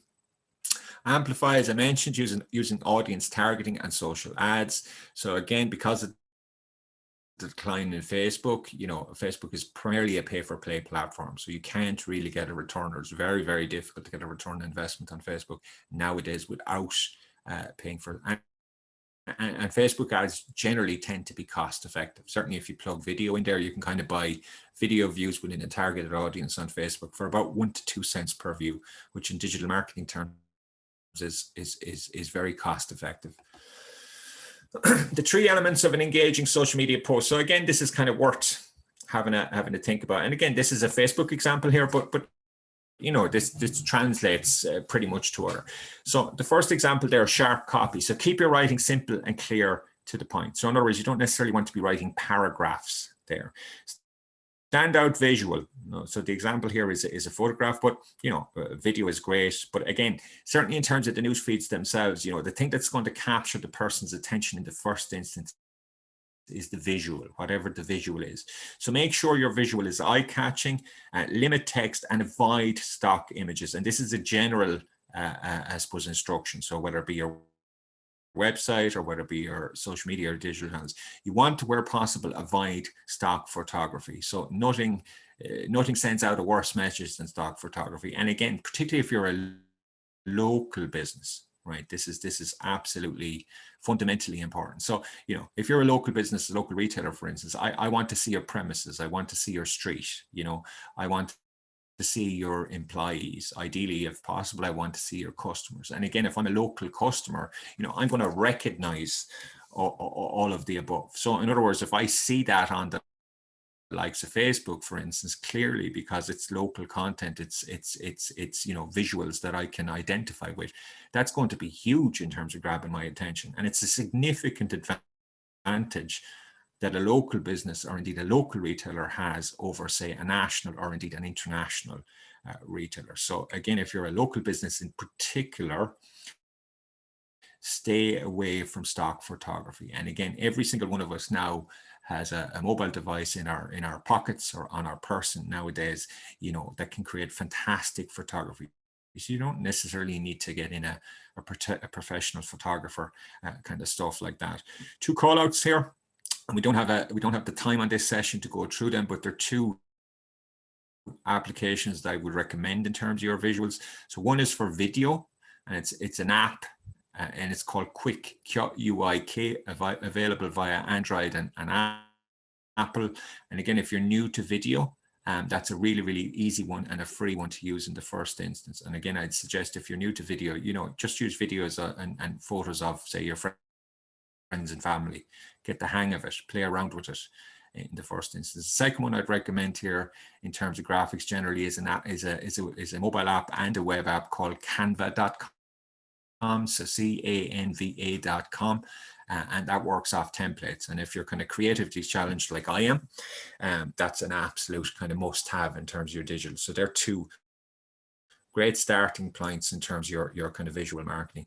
The last point here is call to action. So ask yourself, what do you want someone to do when you see your post? And again, I see this often where, you know, someone's done a wonderful job in terms of the visual and in terms of the copy, but they're not telling me as the consumer of that content what they want me to do next. So maybe they want me to visit the website. Maybe they want me to answer a question. Again, whatever the case may be, you know, always have a call to action on each and every piece of digital content that you produce. And ultimately, it's that call to action that in essence measures the effectiveness or indeed not of that particular piece of content. So in this example here, you know, we're asking people to go visit the website, and ultimately the success or not of this content is in how many people we can get to go visit that website. And again, that can all be tracked. Think mobile. So Facebook users choose mobile over desktop, which I've showed you guys there. And again, focus on mobile. And again, think video. So video marketing statistics there, and you can go through them themselves. But a couple just there to, so I kind of mentioned earlier on, 80 to say in this particular example, it varies between kind of 78 and 82 here. 82% of internet traffic will come by a video in 2020. So you can imagine if you're a business that's not doing video, you know, the limitation in that for you. One over on the left-hand side there, 64% of consumers are more likely to buy a product after watching a video about it. So in other words, consumers want video. So you're an online retailer or even an offline retailer and you have video up there, right? So again, you can see, you know, the internet is very much about video nowadays. Now, again, I appreciate there's sometimes a hesitancy and, you know, there can be a fear factor and all of that type of stuff in terms of video. But again, what I would say is, you know, really nowadays for most business, you can't afford not to do video. And again, there's very simple ways that you can start. So you could even take the Quick app as an example. Just put your images in there and create a video using those images. You know, so there's a number of ways that you can skin that particular cat, as it were. Okay, I'm conscious. In fact, I just want to check the chat here again, folks.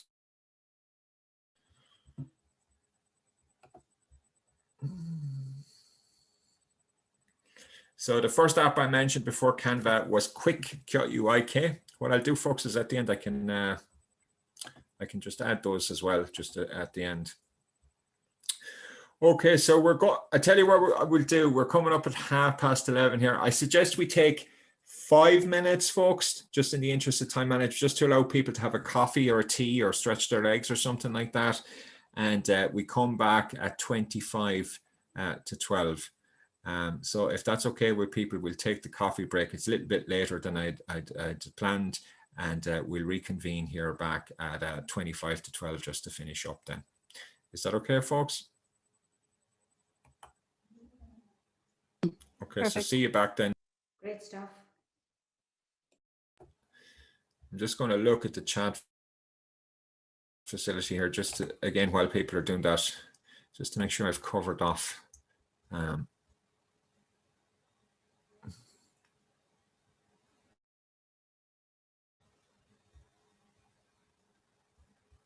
Yeah, so what I'll do, folks, in terms of LinkedIn, I'll just hang around at the end. So for anyone who's interested in LinkedIn, if you just hang on in the end, I'll give you a couple of tips with respect to LinkedIn.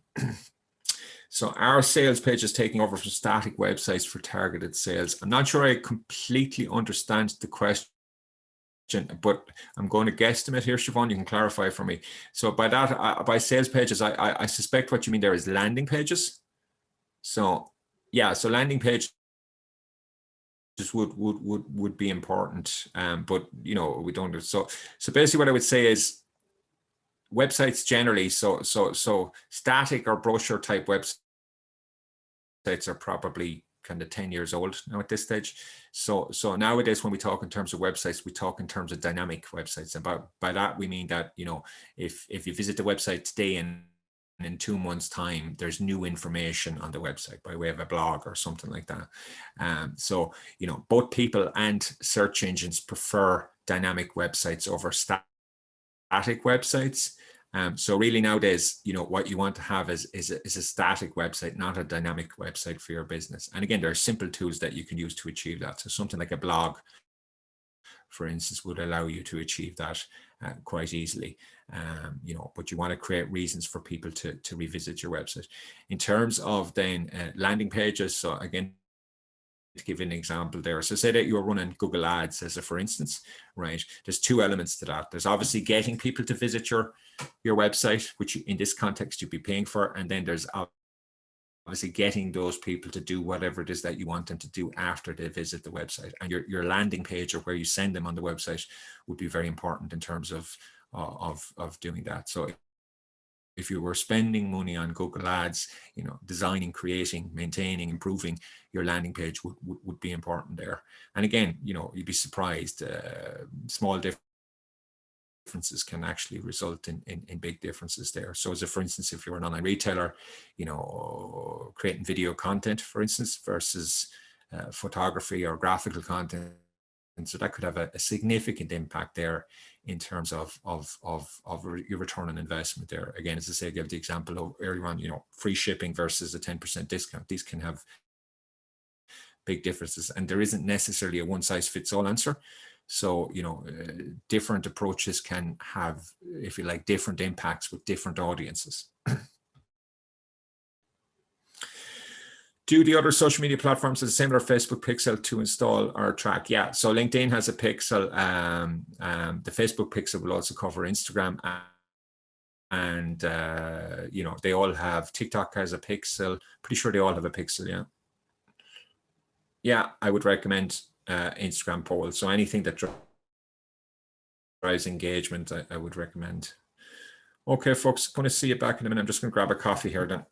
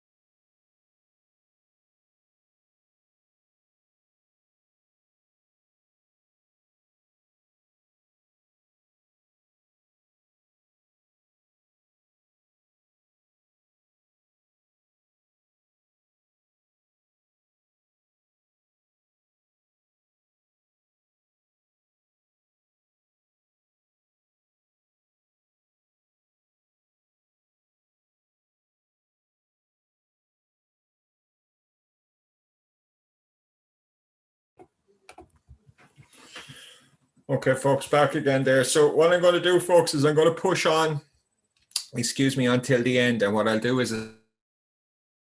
I'll hang on at the end then to answer any individual questions, because we do have a large group, so it's difficult to obviously answer everyone's questions in the time. So what I'll do is hang on at the end, just so that we finish up, relatively speaking, on time. And then, as I say, I'll go and answer any individual questions that people may have. Okay. Okay, folks. So what is content marketing? As I mentioned, content is in essence kind of the fuel that drives your digital marketing efforts. It's also, I suppose, what develops or creates the relationships with your prospects and brings them closer to becoming your customers.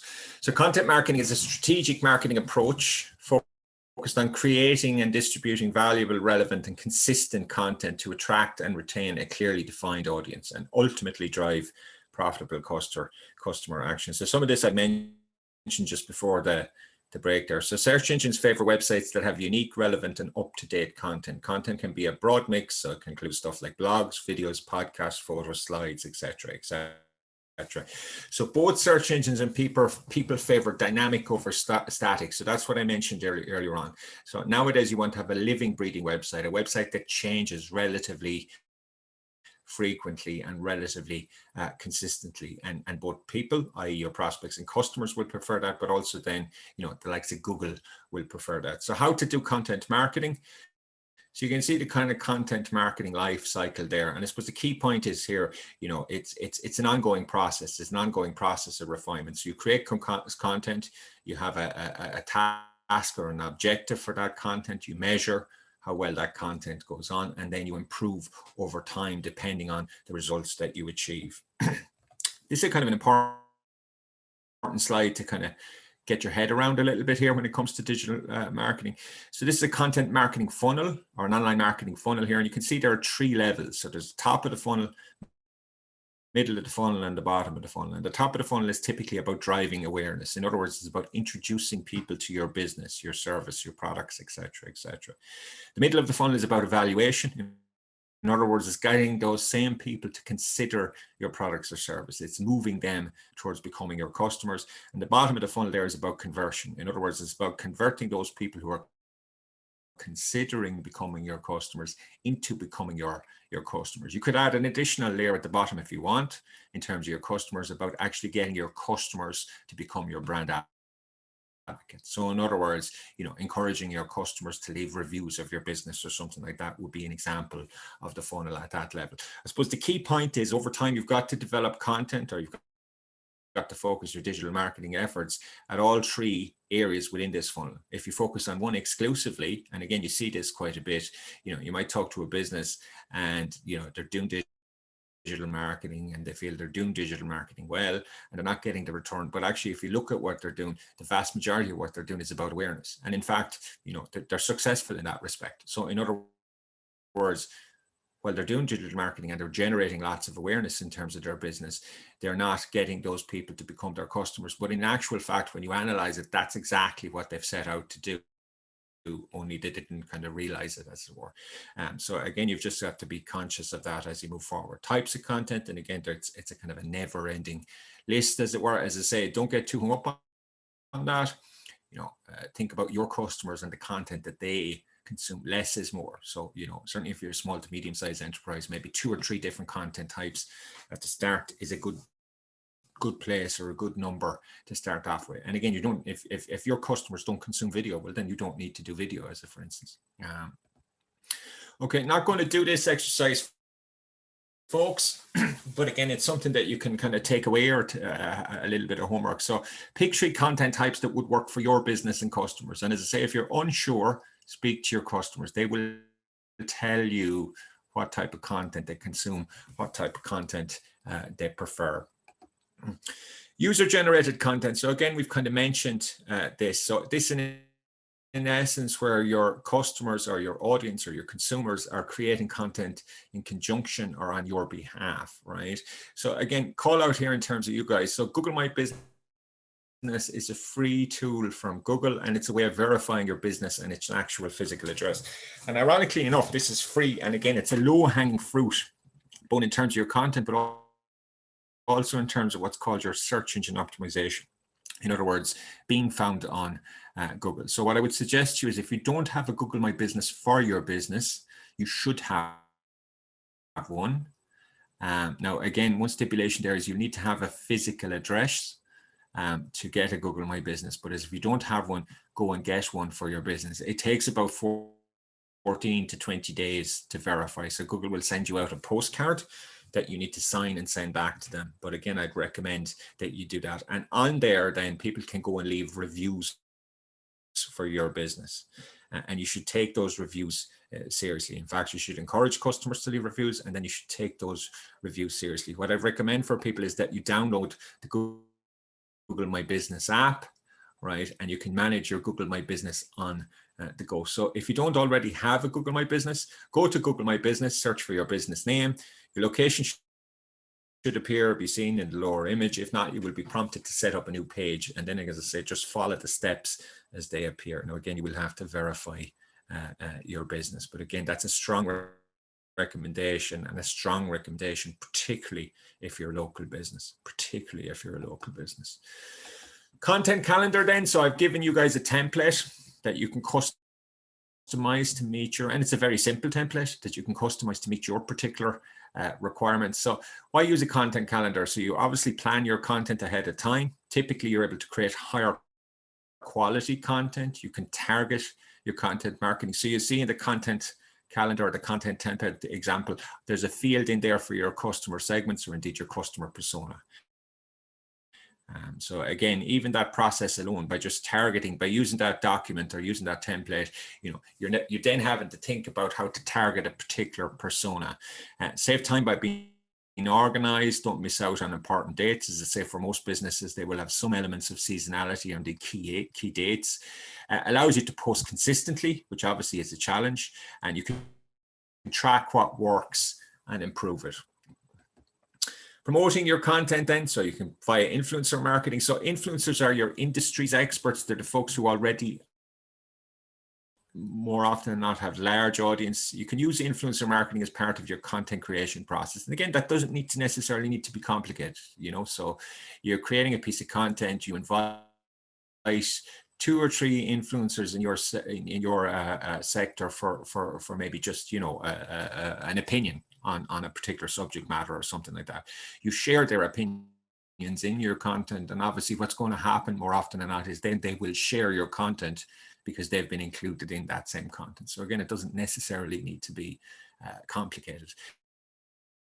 Via guest posting, your content doesn't just have to live in your site. With guest posting, you can create unique content for another site with a related audience but a bigger reach. So you can go out to maybe a trade journal or something like that, and you can say, I'm going to create a piece of content for you in terms of my thought leadership or my knowledge or my expertise and so on and so forth for that. But in exchange for that, I want you to link back to my website, as for instance. Paid promotion, which we talked about. So a wide variety of tactics, from paid search to display ads, paid social and content distribution networks, etc., etc. Digital marketing planning then. So for a business to succeed in today's world, it is important to have a strong digital footprint within the internet. So again, I would ask you guys maybe to have a think about this as something you would do by way of homework. So write down as many elements that you can think of that should be in your digital marketing plan. And again, which are the most important for your business and why? So again, it's about prioritization there.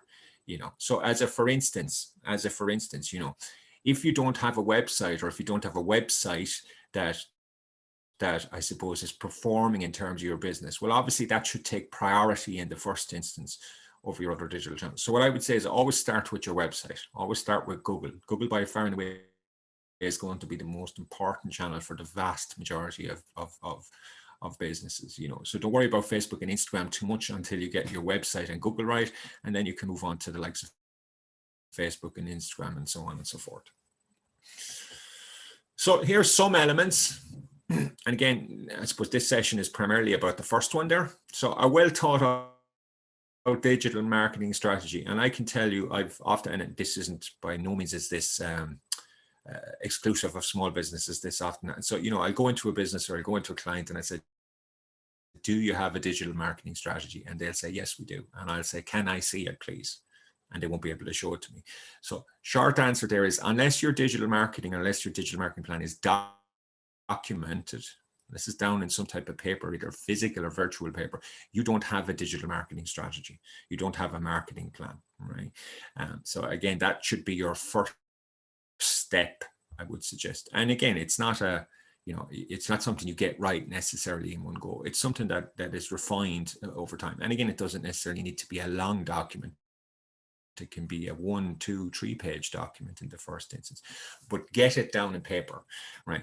A responsive website, by that I mean a mobile friendly website. So again, nowadays, you know, most people will visit your website on their mobile device. So make sure that your website is a responsive website. It's a mobile friendly website. M-commerce enabled, in other words, if you sell product online. So again, nowadays, the majority of people buy products or services online via their mobile device. Social media, content marketing, email marketing, digital video, search engine optimization, pay-per-click ads, social ads, mobile marketing, and Google Analytics. I would say you can't really afford to have a website unless you have your Google Analytics set up. But again, as I say, this is a larger list, you know, and your list will very much depend on what's important to your business and where you're at in terms of your so focus on the next most important steps.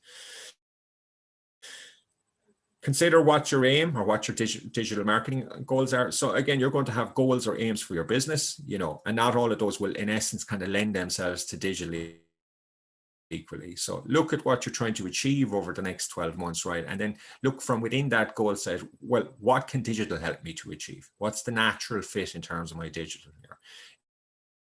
You know, again, in terms of those objectives, they need to be measurable. So when it comes to digital, think in terms of 3 months, 6 months, 9 months, and 12 months. You're not going to see a huge amount of difference kind of day to day or even week to week. This is what's called the post strategy, and this kind of a simple, I suppose, framework almost where to hang your digital strategy. And again, just some considerations. So the first one here is people. And again, what I see is in terms of digital strategy or digital planning, you know, you'll have maybe, you know, obviously you have the people within the business or the owner manager, you know, you'll have maybe contractors or expertise that's contracted in, so a web developer or web designer. But more often than not, the group of people or the stakeholders that are often forgotten about, to my mind, are the most important, are customers. So when it comes to your digital strategy, and by that I mean designing your digital strategy, try to get your customers involved in that process as early as you possibly can. And as I say, it could be as simple as picking up the phone and having a conversation with 2 or 3 of them, but you'll get tremendous insight. And again, you know, when it comes to your business generally, or when it comes to your digital marketing, how successful you are will ultimately be about meeting your customer needs. Ultimately. Objectives, as I mentioned, they need to be smart, they need to be measurable. So in other words, they need to have numbers attached. So I want to get, you know, I want to increase my customers by, and have a date attached to that. And again, try to be realistic. Not everything you set out to do you will achieve, and you know, failure is part of it. But what I often say to people is there's often more to be learned from failure than there is from success. So don't be afraid to fail either. Technology, and this tends to be the one that bamboozles people, I suppose, to a certain extent, and there's a lot of technology out there. But again, if I know what I'm trying to achieve, you know, that directs me in terms of the technologies. You don't need to know all of the technologies. You only need to know the technologies, or indeed the bits of those technologies that are relevant in terms of your business. You know, so that's the kind of most important piece in terms of that. Time, certainly in terms of small to medium-sized enterprises, I would say this is oftentimes the biggest obstacle to success.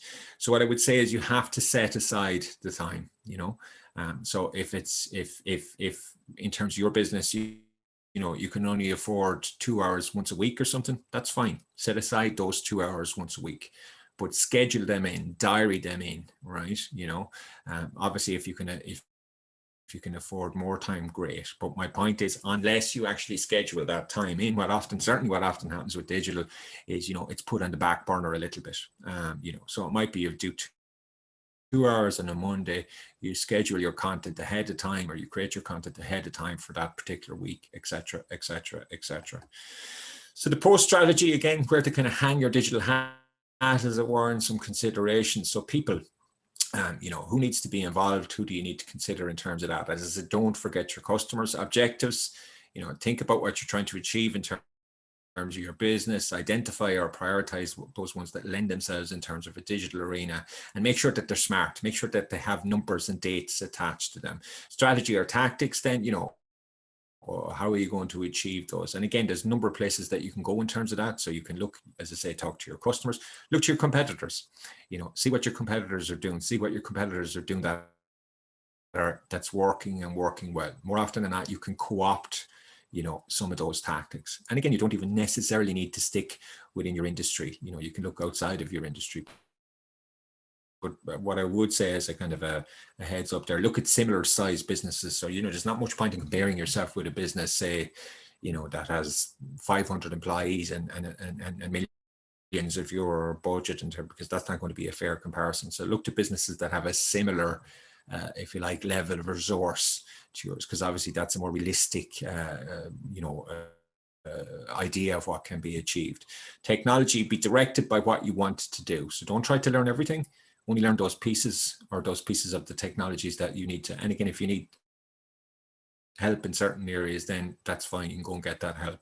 And time, as I say, you need to schedule ahead of time, and you need to set up the time to be successful, because ultimately at the end of the day, the greatest cost in terms of digital is not money, it's time. Remember, build, disassemble, adjust, and repair. So this is the nature of digital. You don't get it all right at the start. It's a continual process of improvement and refinement. So budgeting then, in terms of budgeting, and invariably there will be some financial costs, so some factors to consider. So your infrastructure, so digital media costs, website content, creative, etc., etc. So again, for most businesses at the start, obviously your significant cost of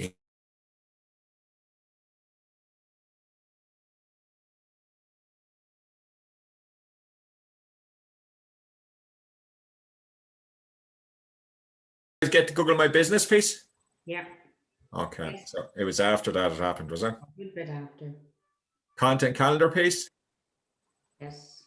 You did, okay. So you didn't get the post strategy piece, no? Yeah, Yeah. That was fine. Yeah. Mhm. Okay, okay. We're not so bad. Just a few seconds. Just past that build, disassemble. All Number right, okay. 74, slide 74. Okay, and that's not so bad. Okay, so budgeting, folks, just in terms of some of the potential costs. So again, you know, these are kind of in order, but I suppose in terms of your digital planning, what I'm suggesting is that, you know, have a think about these ahead of time. Again, you know, obviously websites, there's the trading online voucher and so on and so forth. But again, you know, if you don't have a website, or you're not happy with your website, that I would say kind of start there. Additional costs then are people costs, so you might need to hire in additional kind of expertise, so a digital marketing person, or alternatively a search engine optimization person, etc., etc. Systems, then again, stuff like hosting, third-party systems, analytics, etc., etc.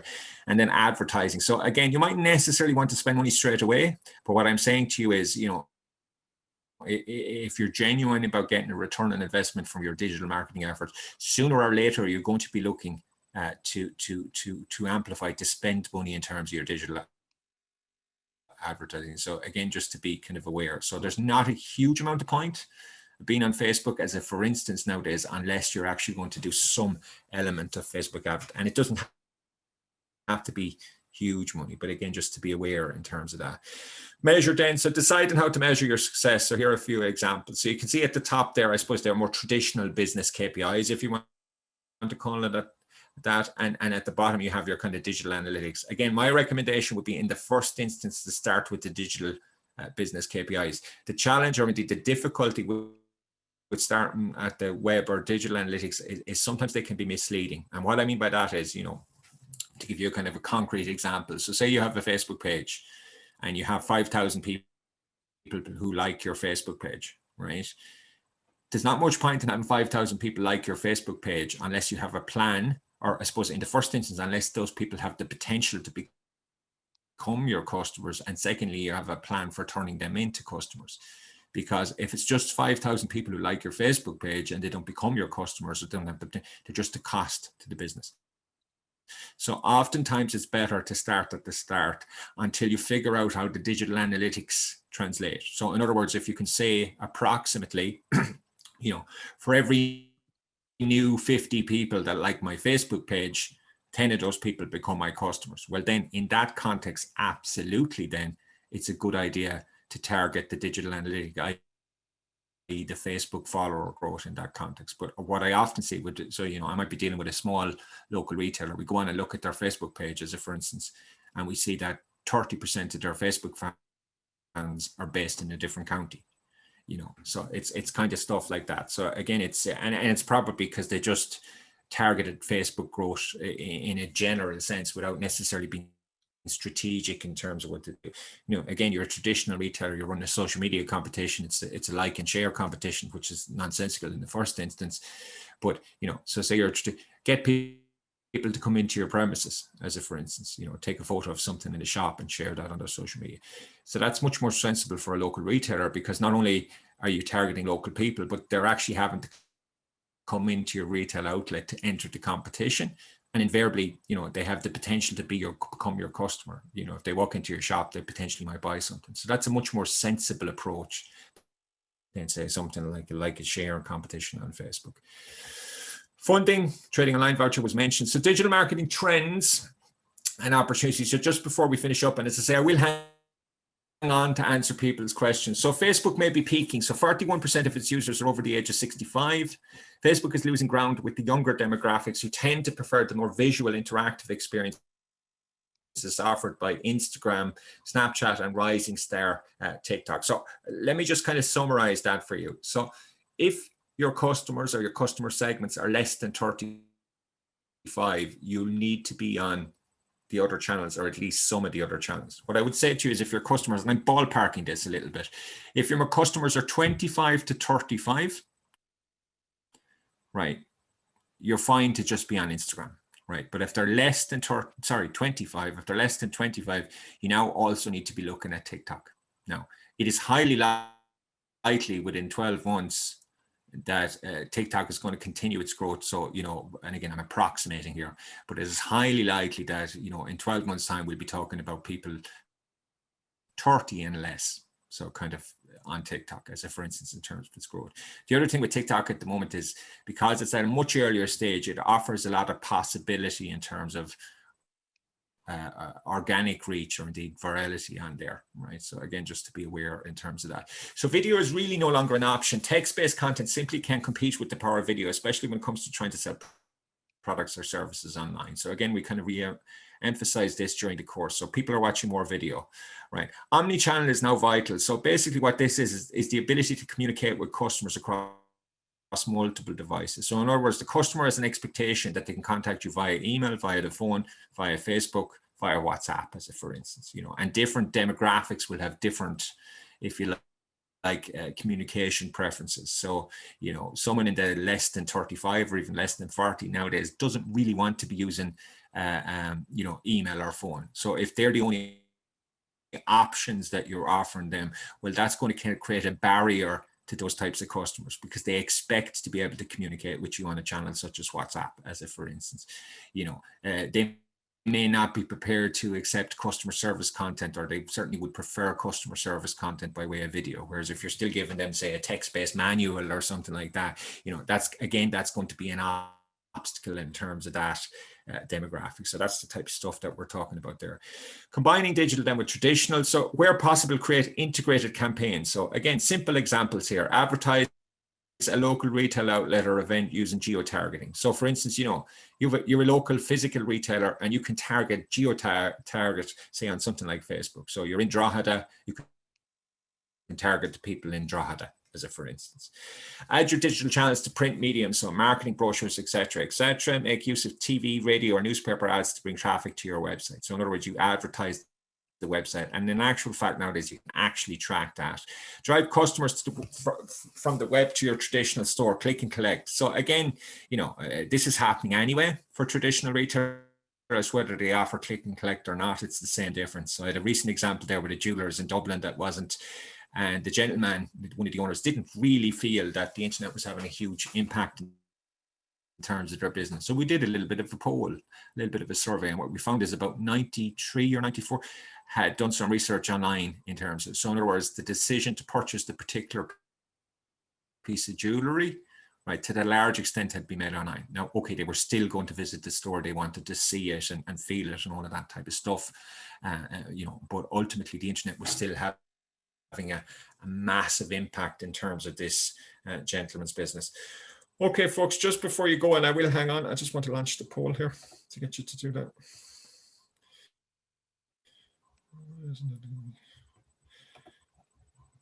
So just launching the polling here, and if I can get you to fill out that, while you do that, folks, I'm just going to